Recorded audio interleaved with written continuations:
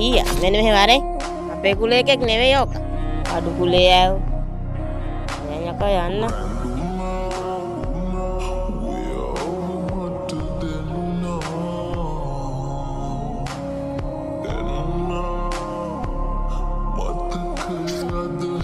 මේ සල්ලි ටික දෙන්න කිව්ව අර රුවන්ගේ තාත්තා.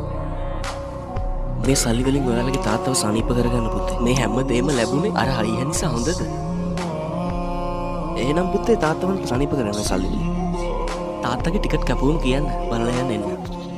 අම්මා අර අයියා කියපු එක ඇහුණද? ඕගොල්ලෝ තරහ වෙච්ච නිසා වෙන්නේ නැති ඒ අයියාගේ අතේ සල්ලි ටික එව්වේ.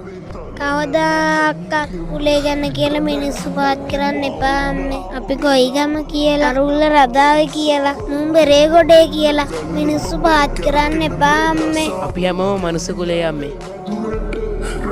Tamanට හැකියාවක් නැති දෙයක් හරියට දිනා ගන්න බැරි වුණ මිනිස්සු කුලේ බල්ල තමයි එක වෙන්න හදන්නේ. එයාත් හුස්ම ගන්නවා එයාත් හුස්ම ගන්නවා. මගේ ඇඟේත් ලේ රතු පාටයි. එයාගේ ඇඟේත් ලේ රතු පාටයි. කපල බලන්න අම්මේ. ඒ අයියා පව් අම්මේ. හැමදේම මිනිස්සු හිතෙන් හදාගෙන තියෙන්නේ අම්මේ. මට අද ඉඳන් අම්මේ කුලයක් නෑ. මගේ කුලේ මනුස්ස කුලේ. මිනිස්සුන්ගේ හදවත් එක්ක සෙල්ලම් කරන්න හිතන්න එපා අම්මේ. ඔයා එක හරියට තේරුම් ගන්න අම්මේ.